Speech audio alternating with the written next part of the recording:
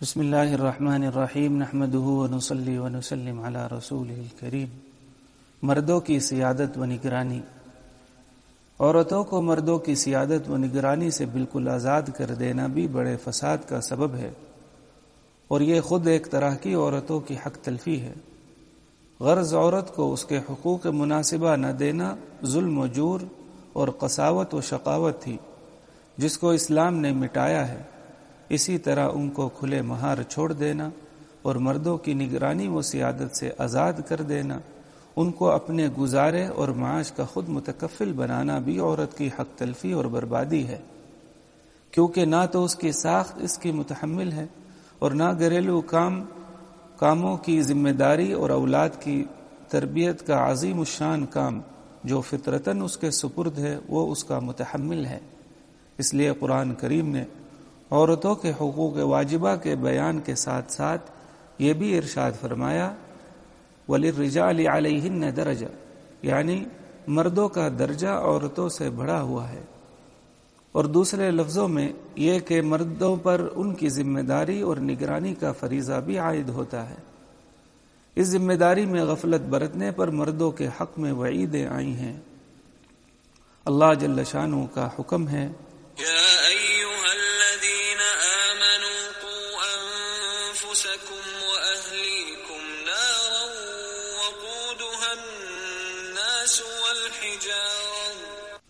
اے ایمان والو، بچاؤ اپنی جان کو اور اپنے گھر والوں کو اس آگ سے جس کی جھمپٹیاں آدمی اور پتھر ہیں۔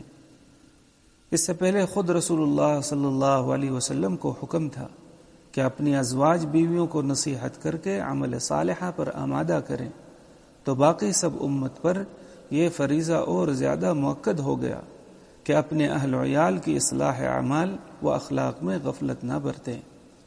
ایک روایت میں ہے کہ جب یہ آیت نازل ہوئی تو حضرت عمر رضی اللہ عنہ نے عرض کیا، یا رسول اللہ، اپنے آپ کو آگ سے بچانے کی فکر تو سمجھ میں آ گئی کہ ہم گناہوں سے بچیں اور احکام الہیہ کی پابندی کریں، مگر اہل و عیال کو ہم کس طرح جہنم سے بچائیں؟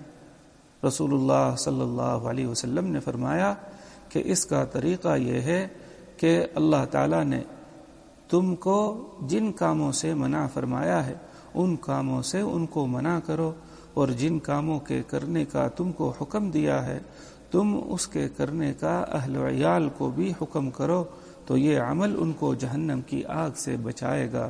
روح المعانی۔ حضرات فقہاء نے فرمایا کہ بیوی اور اولاد کی دینی تعلیم و تربیت ہر مسلمان پر فرض ہے، اور منقول ہے کہ قیامت کے دن سب سے زیادہ عذاب میں وہ شخص ہوگا جس کے اہل و عیال دین سے جاہل غافل ہوں۔ روح المعانی۔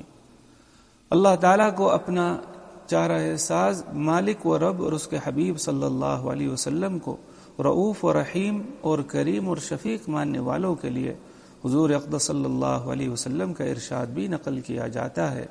فرمایا، خبردار، تم سب کے سب نگہبان ہو، اور سب اپنی اپنی رعیت یعنی جو چیز اس کی نگرانی میں دی گئی ہے اس کا سوال ہوگا۔ مرد اپنے گھر والوں کا نگہبان ہے، اس سے بیوی اور اولاد کے متعلق سوال ہوگا۔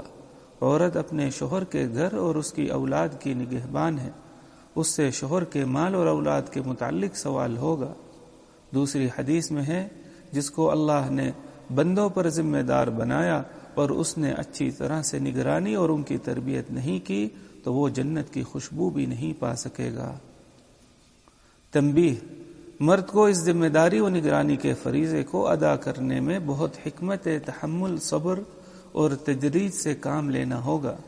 علماء سے پوچھ کر افراط و تفریط سے بچنا ہوگا، ورنہ اس کا نتیجہ کہیں ظلم، کہیں بے حیائی، کہیں فساد ہو کر نیکی برباد و گناہ لازم کا مصداق بن جائے گا۔